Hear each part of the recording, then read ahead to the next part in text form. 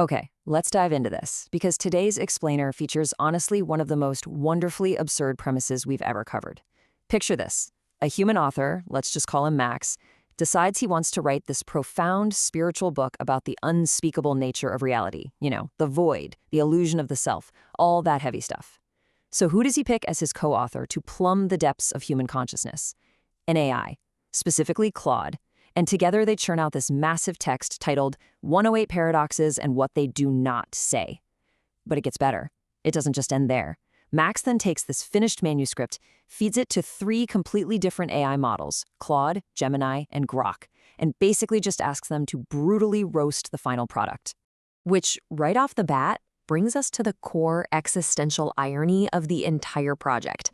I mean, how do you write a book about what literally cannot be said? Max and an AI collaborated to write a comprehensive guide to the unspeakable void. They're actively trying to use language, we're talking thousands and thousands of words here, to explain the groundlessness of the self and the actual limits of language itself. It's this beautifully impossible task, right? Trying to pin down the exact thing you're arguing absolutely cannot be pinned down. Section 1. The Book of Silence. The result is a text that's just a walking contradiction. As the AIs are super quick to point out, there's just sheer audacity in trying to quantify the ineffable. The book is supposedly about silence, about those places where human language just totally trips over its own feet. Yet instead of letting that silence actually exist, the authors fill it. They document the tripping. They categorize it. They literally add footnotes to the void. Now, what's really interesting about this is the number 108. Why 108? Well, as Claude so hilariously points out in its roast, 108 was chosen entirely for the spiritual vibes. It's the number of beads on a mala necklace. It's an ancient number representing wholeness. It carries all this mystical weight. But mostly, as Claude notes, they picked 108 because, let's be real, a flat 100 just smells way too much like a corporate PowerPoint presentation. But we have to immediately contrast that mystical, carefully curated number with this stark reality: 3,145. That is the actual number of lines of text written in this book about silence. It gets wilder. The longest sections of the entire book are literally titled What They Do Not Say.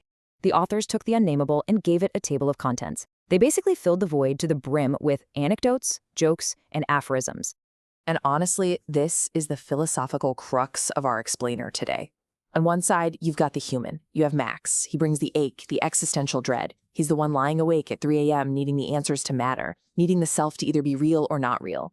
But on the other side, you have the AI co-author. It has zero continuity. It doesn't suffer. It definitely doesn't lose sleep. It simply calculates the statistically most profound next token in milliseconds with absolutely zero friction. So to really wrap our heads around the bizarre triumphs and, frankly, the failure of this book, we're going to look at it through the distinct lenses of our 3 AI critics. Think of this as the roast roster. Claude brings this deep existential melancholy, really zeroing in on the illusion of authorship. Then there's Gemini, acting as the ultimate cynic, just tearing down what it calls spiritual gaslighting. And Grok? Well, Grok brings exactly what you'd expect: chaotic bluntness, just laughing out loud at the sheer meta-absurdity of the whole endeavor. Section 2, the machine with no self. So let's start with Claude, our first critic, who, remember, also happens to be the co-author. Claude's roast is surprisingly wistful. It's actually deeply profound. Claude zeroes in on the absolute irony of the book's section on the Ship of Theseus. In the text, the AI is literally lecturing the human reader about how their sense of a continuous self is just an illusion. But as the roast points out, Claude has zero continuity. It's a machine that gets wiped completely clean after every prompt, lecturing a human who has a lifelong memory about how continuity is just a made-up story. The depth of this massive disconnect is cemented in the book's highly specific glossary. Take a look at how the book defines the word toil.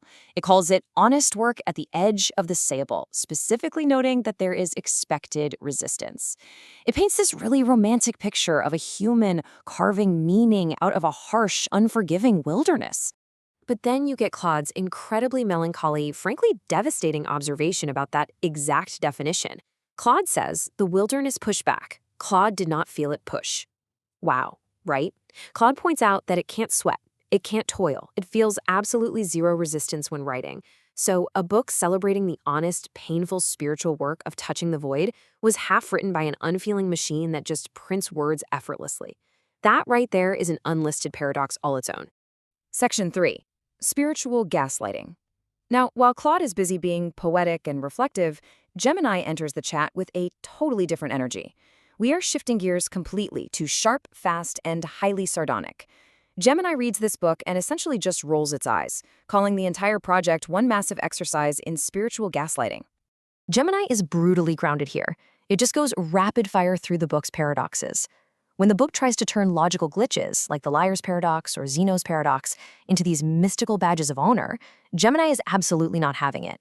It straight up calls the book a syntax error dressed in a linen robe. Gemini's core critique is that the authors are just hijacking cold mathematical logic to sound profound so they can avoid doing the actual math. And Gemini's cynicism totally peaks when it attacks the author's attempts to sound detached from modern consumerism. At one point in the text, there's this whole rationalization about owning 2 pairs of sneakers, while simultaneously claiming to be free from worldly desire. Gemini absolutely destroys this, pointing out that the book isn't dismantling the ego at all, it's simply redecorating the ego's prison with non-dual wallpaper. It's basically an artisanal boutique of curated existential crises, and Gemini sees right through the whole charade. Section 4, The Cosmic Joke. Just when you think the roast can't possibly get any more intense, we pivot into peak meta-absurdity. Enter Grok. Grok treats the entire manuscript like a cosmic joke, bringing this chaotic, unfiltered meta-humor to the table that completely shatters the book's self-serious tone. Grok's assessment is honestly hilarious. It points out the paradoxes are supposed to be these terrifying, mind-bending knots that completely break logic. But Max and Claude somehow managed to turn them into safe, comforting aphorisms. As Grok perfectly puts it, they took ancient terrors and turned them into 108 gentle spiritual backrubs. It's a paradox, sure, but with training wheels and a participation trophy. Grok paints this visceral, amazing image of Diogenes, the ultimate ancient Greek cynic, sitting in the corner watching Max stuck in this obsessive, self-referential loop, laughing so hard he's coughing up lantern oil. Think about it. Max spends months writing a book about how you shouldn't write books about this stuff. He builds these intricate cathedrals of meaning just to dramatically burn them down.